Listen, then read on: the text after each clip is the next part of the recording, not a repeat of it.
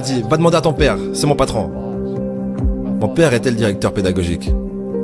Je rentre à la maison et je lui demande, donc pourquoi est-ce qu'on n'apprend rien sur l'argent à l'école? Et il m'a regardé et il m'a dit, parce que le gouvernement ne nous laisse pas enseigner cette matière. Le gouvernement nous dit ce que nous pouvons enseigner et ce que nous ne pouvons pas enseigner. Si tu veux apprendre des choses sur l'argent, pourquoi est-ce que tu ne vas pas demander au père de ton meilleur ami des choses à ce sujet? Parce que le père de Mike est un entrepreneur. Et j'ai dit, qu'est-ce que tu es toi? Il a dit, je suis un... Bonjour les amis, j'espère que vous allez bien, que vous avez la méga pêche. Vous êtes là dans votre chaîne Scholar Division. Ici on parle d'entrepreneuriat, de motivation, de réussite et d'échec, car ça fait partie du processus pour pouvoir bien réussir dans la vie.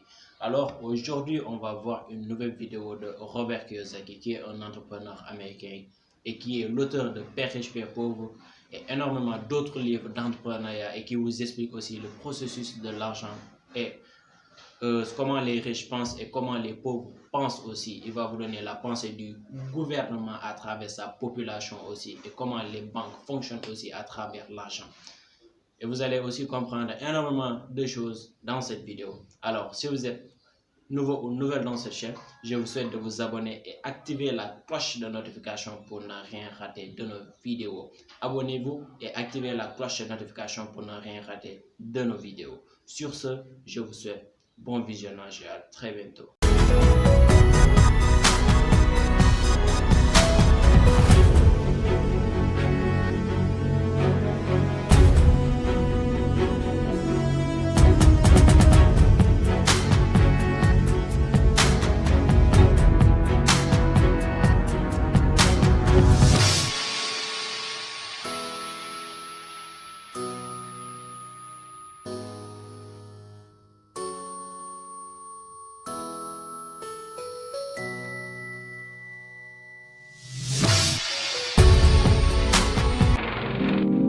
Donc j'étais à Hawaï, j'avais 9 ans.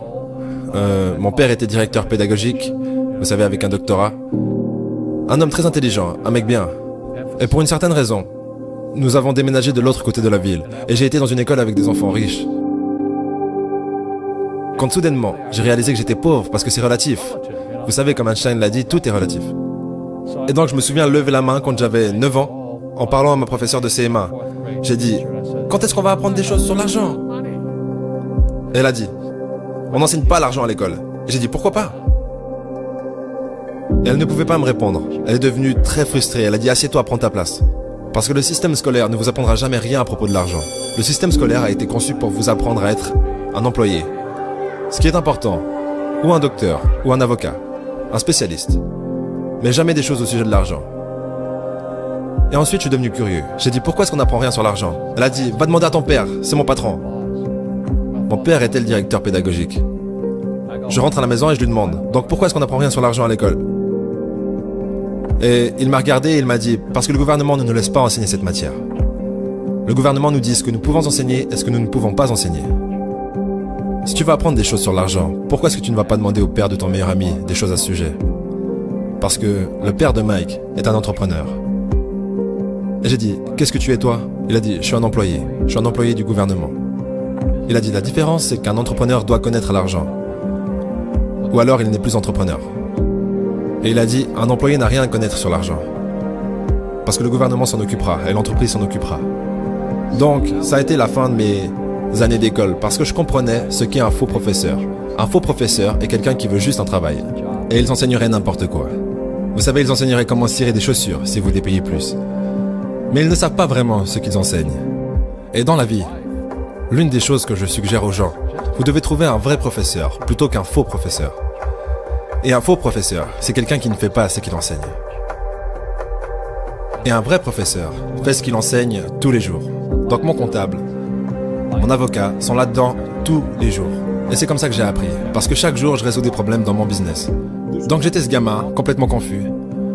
Mais j'ai suivi le conseil de mon père, et je suis lentement allé au bureau du père de Mike. Et finalement, avec de la persévérance, mon père riche a commencé à m'enseigner des choses sur l'argent, à une condition. Et cette condition, c'était qu'il ne me paierait jamais. Il a dit, au moment où je te paye, tu penses comme un employé. Il a dit, c'est ça le piège. Les entrepreneurs travaillent gratuitement. Mais vous savez, malheureusement, les pauvres Comme ça l'était dans la Bible, je ne suis pas vraiment religieux, mais les pauvres seront toujours parmi nous. Parce que ça commence là-haut. C'est dans leurs mots. Et les mots deviennent de la chair. Parce que les riches, les pauvres, la classe moyenne, la pauvreté commence par une attitude fondamentale. Mais quand ils disent « je ne peux pas me le payer » ou « je ne peux pas faire ça », ils s'enfoncent. Ils deviennent ce qu'ils disent.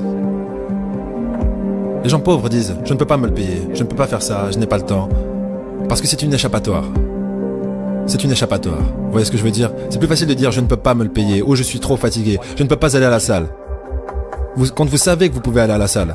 Mais non, je ne peux pas. C'est vrai. Et votre père riche disait quoi au lieu de « je ne peux pas me le payer ». Comment est-ce que je pourrais me le permettre? Comment je peux faire ça? Vous savez, qu'est-ce que ça demanderait?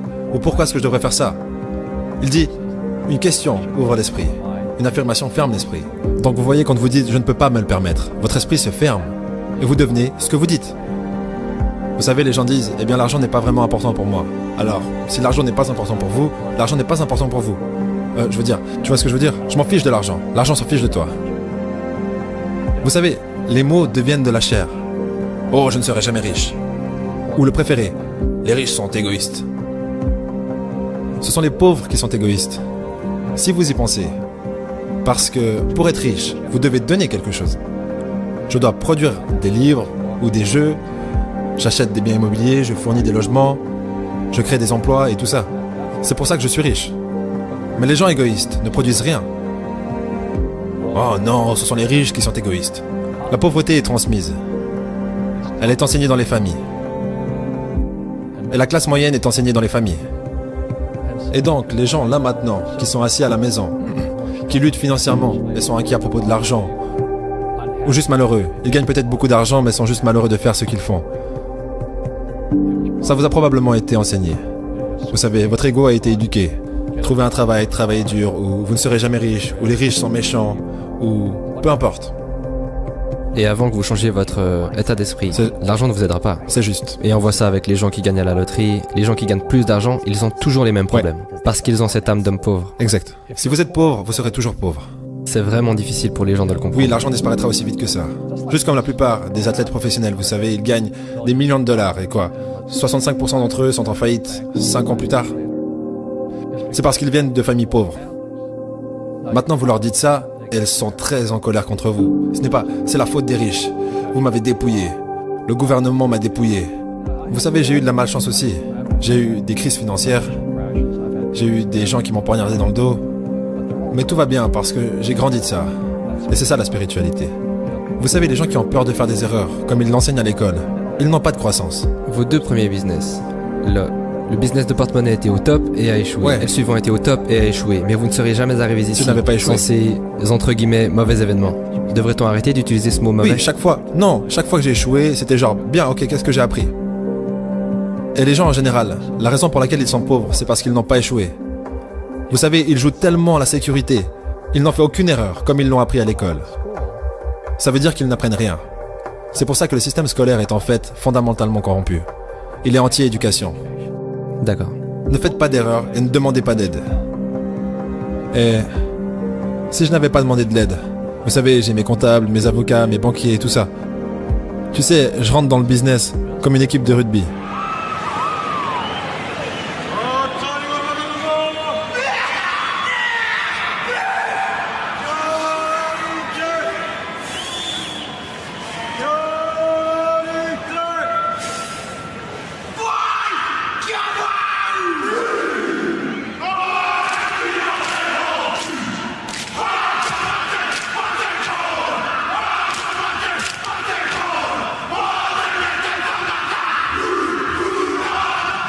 C'est boum, boum. Et en botte des culs.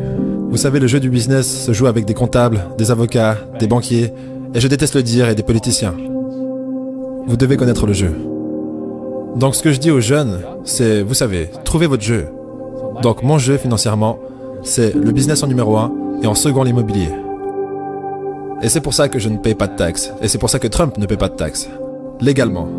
C'est une combinaison de business et d'immobilier qui nous donne un avantage injuste sur les employés. Vous savez, Einstein a dit que l'imagination est plus importante que la connaissance. La connaissance renforce l'imagination. Et c'est ce dont la plupart des gens manquent. C'est de la vraie connaissance du business. Comme la comptabilité.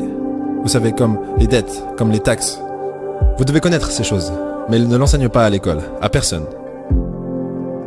Donc aujourd'hui, quand les gens me demandent ce que je fais, ils me connaissent en tant que l'auteur de Père riche, Père pauvre. Je dis juste, je joue au Monopoly. Donc je possède des serres, je possède des grands hôtels, je possède des puits de pétrole, des cours de golf, des business. Je joue juste au Monopoly. C'est tout ce que je fais. Je n'ai pas besoin d'un travail, je n'ai pas de retraite, je n'ai pas besoin de retraite. Je ne veux pas que le gouvernement prenne soin de moi, mais je ressens la responsabilité sociale d'enseigner. Vous voyez, les gens me disent, pourquoi tu donnes pas de l'argent aux pauvres? Le seul problème avec ça, c'est que ça crée plus de pauvres. Donne un poisson à un homme et il pêche, il mange un jour. Ouais, vous donnez un poisson à un homme, et vous avez beaucoup de gens qui veulent plus de poissons. Mais vous leur apprenez à pêcher. Est-ce que les gens riches grincent des dents et disent « Ne leur dites pas, Robert ». Oui. Ne dis pas aux gens ce que tu sais. J'espère que vous avez appris énormément de choses dans cette vidéo de Robert Kiyosaki qui vous a expliqué le processus du domaine de l'argent et comment les riches et les pauvres pensent aussi et comment les écoles nous forment tous à être des employés, ce qui est quasiment impossible parce que tout le monde ne peut pas réussir à l'école et tout le monde ne peut pas devenir aussi employé dans une entreprise ou une structure ou bien une organisation. Et vous le comprenez très bien. Et je sais que dans cette vidéo, vous avez appris énormément de choses dont vous ne connaissiez pas auparavant. Et j'espère que vous pouvez maintenant changer votre mentalité, changer votre mindset pour pouvoir aller de l'avant. Et je sais que vous pouvez le faire aussi. Rien n'est facile dans la vie, mais il faut faire le premier pas et comprendre aussi le produit de l'effet cumulé. Et sur ce, je vous suggère aussi le livre de Darren Hardy, le produit de l'effet cumulé. Chaque pas que vous faites, vous fait avancer dans la vie et vous allez produire ça dans votre vie pour pouvoir avancer et vous comprenez très bien ce que je veux dire. Alors sans plus tarder, je vous souhaite à très bientôt sur une nouvelle vidéo d'ici 2 à 3 jours. Merci beaucoup et à très bientôt.